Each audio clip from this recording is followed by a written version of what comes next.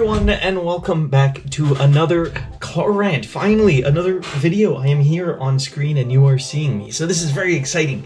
First off, a few things to talk about. We're over 300 subscribers, which is awesome. Thank you everyone for subscribing. This isn't really a 300 subscriber special. This is just kind of a normal video, but anyway, thank you everyone for subscribing. That's awesome. 300, that's cool. That's a big number, you know, and like I said, I just kind of do this for fun, so that's pretty cool that other people like to watch me for fun. So thank you everyone who has subscribed, and if you're watching this and you haven't subscribed, well, why not?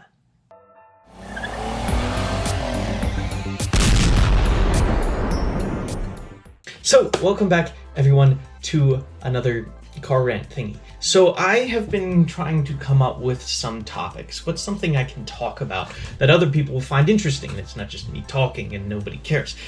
I've come up with something, okay? This is sort of an interesting discussion. Now, if you're watching this, you're probably a car person. If you're not, well, this is for you as well, okay? The topic of today's discussion, which you probably could tell from the title or the thumbnail or whatever, is what makes a car cool? What makes a car cool? And if for those of you who don't like cars or aren't into cars or whatever, you're probably like, all the cars are the same. This one looks like a Batmobile, this one doesn't.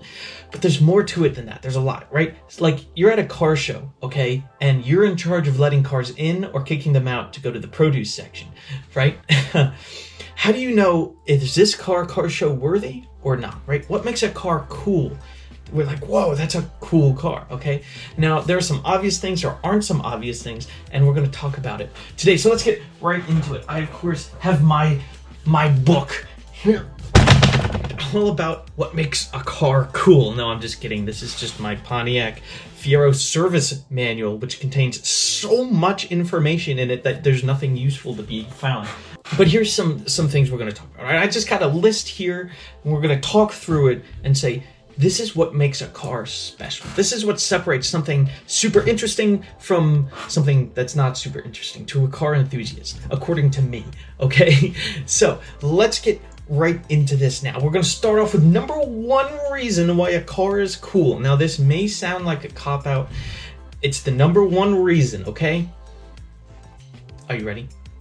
Are you ready for this? I hope you're sitting down. Pop-up and down headlights. Pop-up headlights is what makes your car cool, okay? So we're going to get into other reasons too, but I just wanted to put it out there, okay? If you have pop-up headlights, your car is cool. It doesn't matter. But what if? No.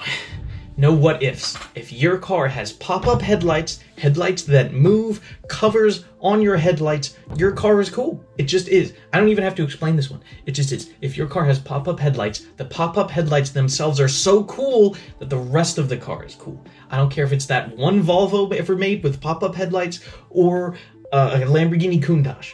It's cool, okay? You got pop-up headlights. Your car is cool. Now let's get into some more serious reasons. Number two, and a lot of you probably already have thought of this one, it's old. It's an old car. Each car sort of has a moment, right, where it's just outdated. It goes down in the depreciation and then it spikes back up. Most cars, anyway.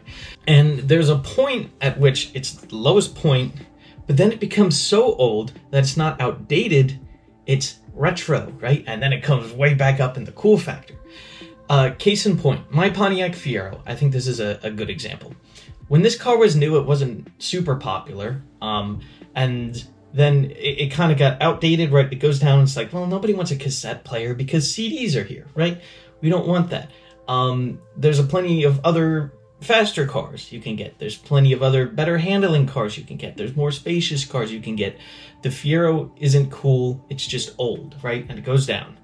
But then somebody like me comes around 30, 40 years later, right? And he sees his car. I'm like, holy crap, that's so cool. Nobody does it like this anymore. My car has a touchscreen, but this has a cassette player. That's so cool, right? Because it's technology that I didn't grow up with, and it's so outdated that now it's cool. So that's one classifier for cars. And I think we're at the point now where most sort of early 80s cars are cool. Like you could have a base Buick Regal, which was not a special car in the 80s, but today, you could let one of those in the car show because it's a retro car. It's so outdated that it's cool. I think pretty much anything from the 80s down is cool.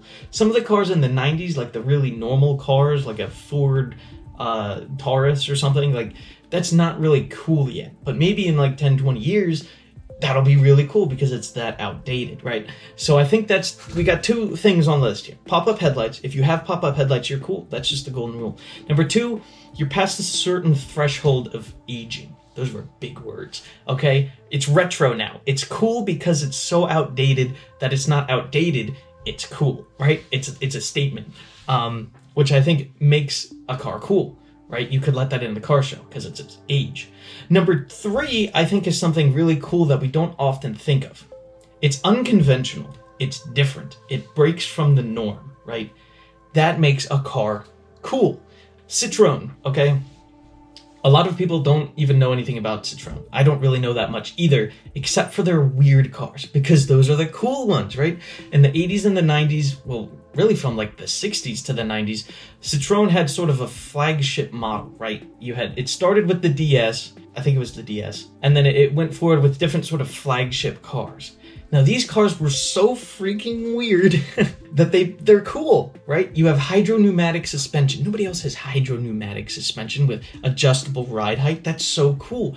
You have single-spoke steering wheels, all kinds of stuff like that with the suspension and just general design. You know, first off, they look really weird, but they're super aerodynamic. You have turn signal buttons on the dashboard that don't turn off when you're steering. I never said these were good. They're just different.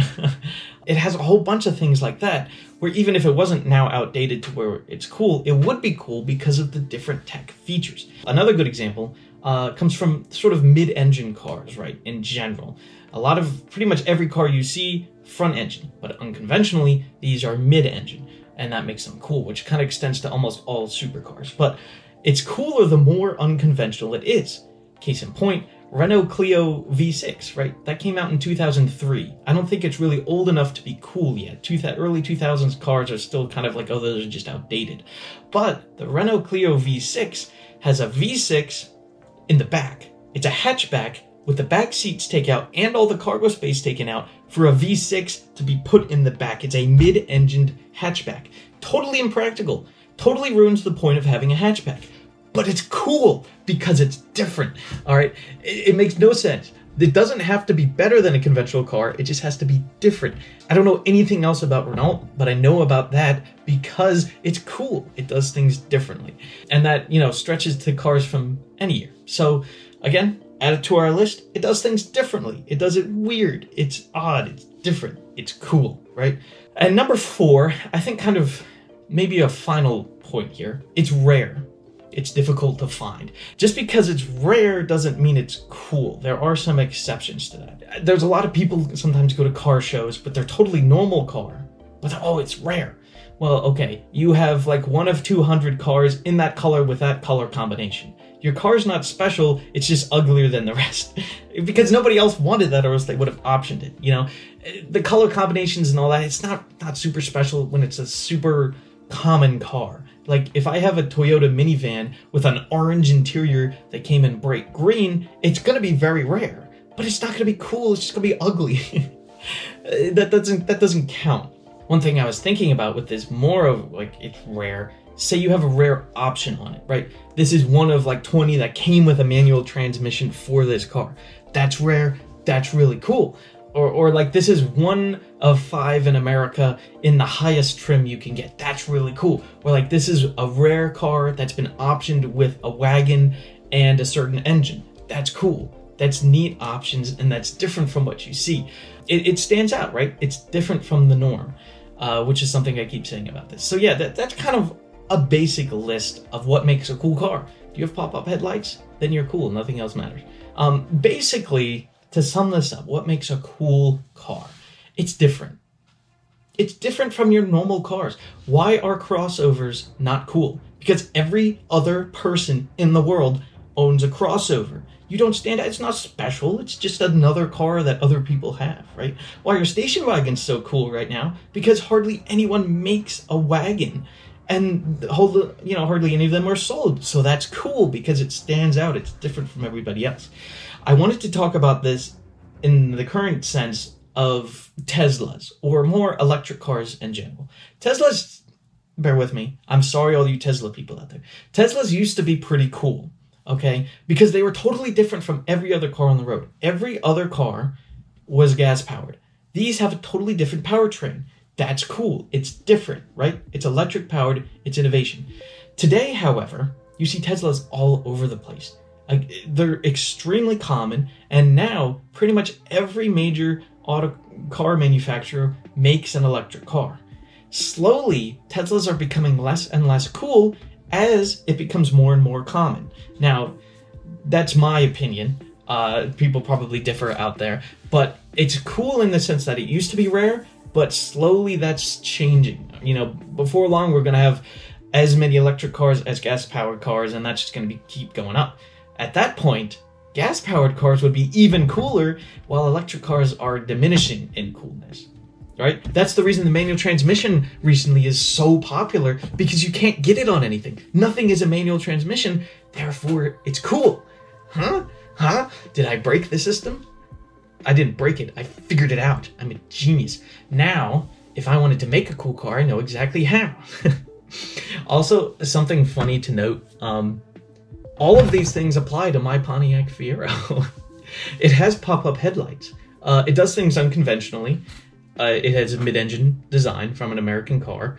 It's rare, relatively. There's not too many stock Fiero GTs left, and this is optioned with the 5-speed, which is pretty cool. And it's old enough that it's cool. But hey, I don't make the rules, of course. You know, don't blame me. I just happened to buy a car that fills all the categories of being cool.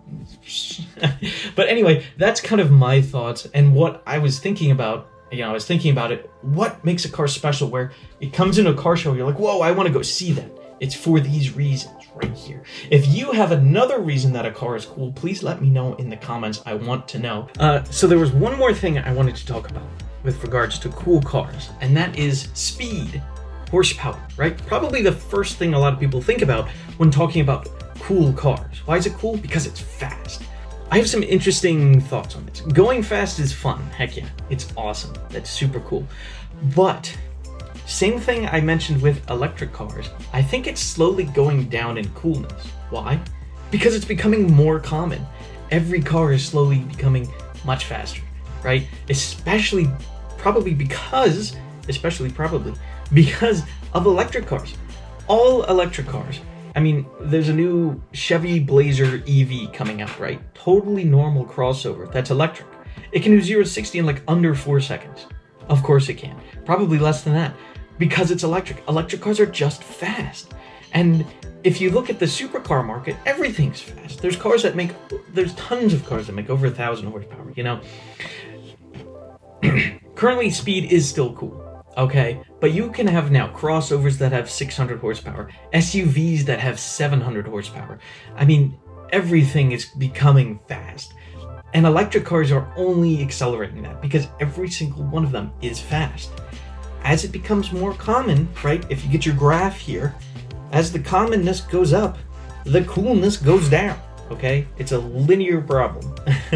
They are exactly opposite because it's not cool anymore. It's not different anymore. It'll still be fun, sure, but when every car's fast, it won't be special to go fast, you know?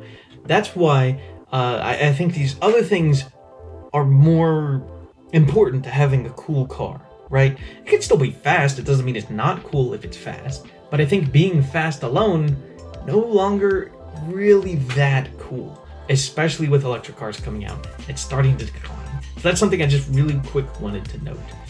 But otherwise, thank you for watching. Now, if you don't know anything about cars, you know what makes a car cool, and you know exactly what to look for.